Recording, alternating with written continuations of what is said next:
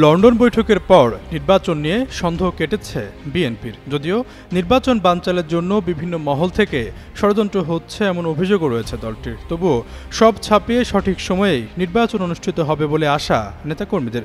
কিন্তু এই নির্বাচনে খালেদা জিয়া অংশ নেবেন কিনা তা নিয়ে শঙ্কা ছিল। এবার সেই শঙ্কা উড়িয়ে দিলেন বিএনপির ভাইস চেয়ারম্যান আব্দুল আওয়াল মিন্টু। জানালেন, সব ঠিক থাকলে আগামী নির্বাচনে অংশ নেবেন খালেদা জিয়া। বুধবার ফেনী শহরে এক অনুষ্ঠানে অংশ নিয়ে বিএনপির নেতা বলেন, নির্বাচন ফেব্রুয়ারির প্রথম সপ্তাহে অনুষ্ঠিত হবে, তবে আমি মনে করি এখন দেশের যে অবস্থা তাতে নির্বাচন জানুয়ারিতে হতে পারে। আর এটা ওইটা না, কাপড় ধোয়ার একটাই সলিউশন, চাকা অল ইন ওয়ান। নির্বাচনে ফেনীর ইতিহাস সবার জানা। সুষ্ঠু নির্বাচন হলে ইনশাল্লাহ এখানে বিএনপি জয়লাভ করবে। যদি ডিসেম্বরের মধ্যে নির্বাচন হয়, আশা করি খালেদা জিয়া নির্বাচনে অংশগ্রহণ করবেন। তিনি সুস্থ আছেন, তাই নির্বাচনে ফেনীতে কোনো চিন্তা নেই।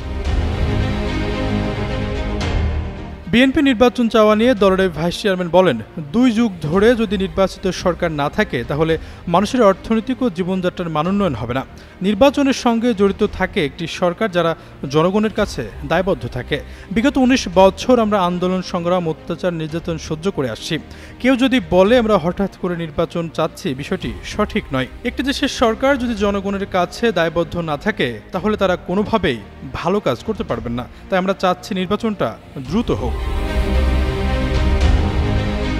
3 বারের সাবেক প্রধানমন্ত্রী যদি নির্বাচনে অংশ নেন তাহলে আবারও প্রধানমন্ত্রীর দায়িত্ব নেবেন কিনা তা নিয়ে ধোঁয়াশা রয়েছে। রাজনৈতিক বিশ্লেষকরা মনে করেন, বিএনপি বিজয়ী হলে প্রধানমন্ত্রীর দায়িত্ব নিতে পারেন দলের ভারপ্রাপ্ত চেয়ারম্যান তারেক রহমান। সেক্ষেত্রে বেগম জিয়াকে দেখা যেতে পারে রাষ্ট্রপতির দায়িত্বে। আবার অনেকে মনে করেন, খালেদা জিয়া নির্বাচন করা মানেই দল আরও চাঙ্গা হয়ে উঠবে। দেশের বর্তমান রাজনীতিবিদদের মধ্যে তুমুল জনপ্রিয় নেত্রী আবারও প্রধানমন্ত্রীর দায়িত্ব কাঁধে তুলে নিতে পারেন। যদিও এসব হিসেব নিকেশ শুধুই অনুমান নির্ভর। রাজনীতির নতুন এই সমীকরণ অনেকটাই পরিষ্কার হয়ে যাবে নির্বাচন তফসিল ঘোষণার পর। আশরাফুল ইসলাম, যুগান্তর নিউজ।